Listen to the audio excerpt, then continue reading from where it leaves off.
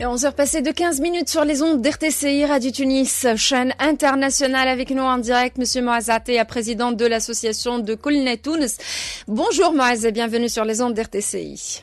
Bonjour Afef et bonjour à tous les auditeurs d'RTCI. Alors demain avec d'autres associations, vous organisez une conférence de presse. Alors est-ce que vous pouvez nous donner d'abord le thème de cette conférence ?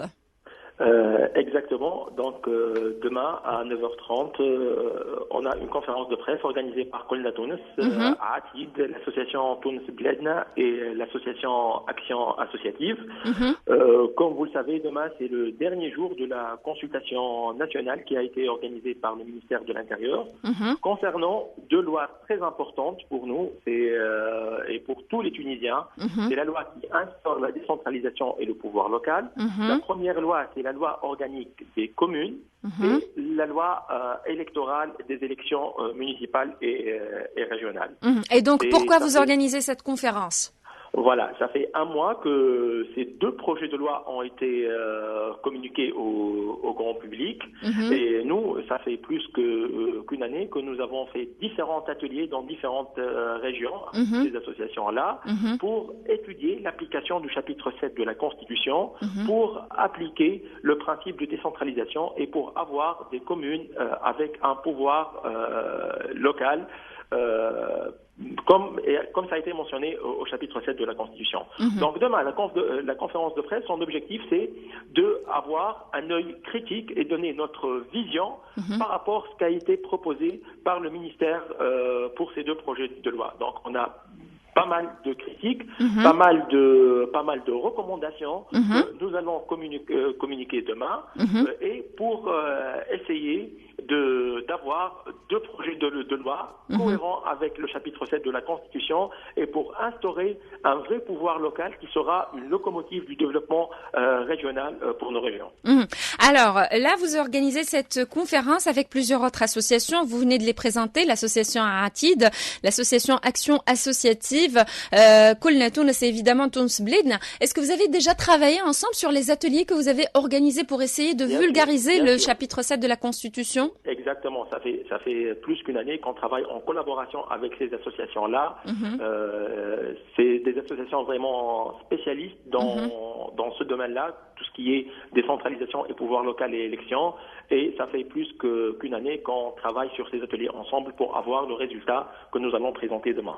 Alors, à part les associations organisatrices, si on peut dire ça, de cette conférence de presse, qui prendra part à cette conférence ? Est-ce que vous avez adressé des invitations aux membres du gouvernement, aux députés ? Oui, on a invité un ensemble de députés et qui seront, j'espère qu'ils seront demain présents parce que c'est un thème bien sûr qui les intéresse. C'est eux qui vont voter et qui vont discuter cette loi-là au début de l'année 2016. Et on a invité les députés pour qu'ils voient et qu'on discute ensemble, bien sûr, les recommandations proposées par cet ensemble d'associations. Oui, et d'ailleurs, par la même occasion, il faut bien, à la fin de votre conférence, essayer de nous donner une idée sur ces recommandations. Exactement. Demain, il y aura un communiqué de presse qui sera publié demain, juste après la conférence de presse, un communiqué de presse qui présente les recommandations et on a un rapport qui sera publié demain aussi, un rapport d'une vingtaine de pages où on présente toute notre vision de l'application du chapitre 7 de la Constitution et comment on peut donner vraiment un vrai pouvoir à nos municipalités, à nos régions pour donner un service minimum aux citoyens tunisiens et pour permettre aussi aux citoyens tunisiens de participer dans la prise de décision et pour organiser des élections municipales et régionales transparentes et où on aura un taux de participation élevé et faire sentir aux citoyens tunisiens qu'il est vraiment concerné par ces élections-là. Tout à fait. On y reviendra certainement avec plus de détails, surtout avec l'approche des élections municipales qui auront bien lieu l'année prochaine. Donc le citoyen tunisien a vraiment besoin de savoir tout ce qui se passe et surtout comment élire qui élire lors de ces prochaines élections. Merci beaucoup, merci de nous avoir accordé cet entretien, Moaz Atia. Et puis, est-ce que la conférence est ouverte au public? Bien sûr, la conférence elle est ouverte. elle est ouverte au public, bien sûr. D'accord. Juste un dernier mot.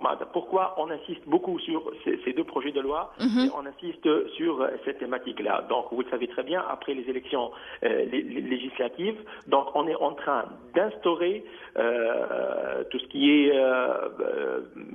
est indiqué par la Constitution, et la fin de la transition démocratique pour nous sera lors de l'implémentation de ces conseils régionaux et conseils municipaux. Donc, ça sera vraiment la fin de ce processus de transition démocratique, et ça sera la démocratie de proximité qui touche de près le citoyen, et ça sera un événement fin 2016 ou début 2017, un événement très très important pour l'avenir de la Tunisie. Voilà, donc la conférence aura bien lieu demain à partir de 9h30 dans un hôtel de la capitale. D'ailleurs, c'est juste à côté de la radio, à tout près. Voilà. On aura certainement plus de détails. Merci beaucoup, Moazate. Je rappelle, vous êtes le président de Kolna Tunis. Excellente journée. À très bientôt. Au revoir.